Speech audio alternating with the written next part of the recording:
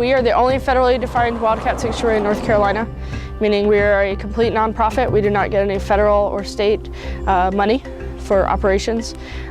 We run solely on donations in our tours. We kind of work in a network with several other sanctuaries all over the United States that have the same values that we do. And so kind of collectively as a whole, we do work to help with the species. We have tigers, lions, caracals, servals, cougars, otherwise known as mountain lions. We have a small animal called a kinkajou, which is from South America.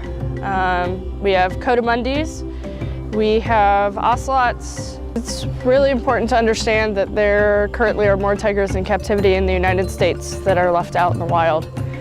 There's about 10,000 tigers in the United States, mostly in people's backyards. And there are only about 3,200 to 3,800 tigers left in the wild. Legislation in certain states they can legally be owned. And so they're just bred in people's backyards. People buy them and take them home. It's crazy that you can own a tiger. And so, kind of one of our missions is working to change that.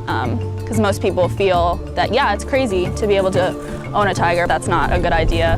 But then also, work to educate people on why it's not a good idea, and then also work to kind of change legislature as far as, hopefully down the road we will be a state where it's illegal to own those animals. The animals are great. They each have their own personality.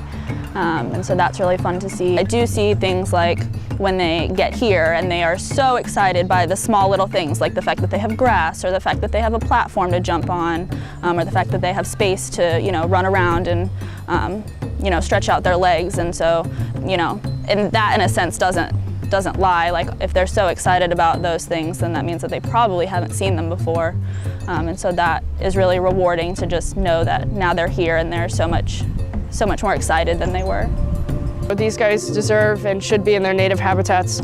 That's where they belong, and that is what we're working towards, that no longer be in captivity but out in the wild. Unfortunately, none of ours can be there. We give them the best possible home here with wide open spaces. They should be in the wild, so they don't really have, loving owners. And so that's kind of the role that I feel like I'm playing by taking care of them.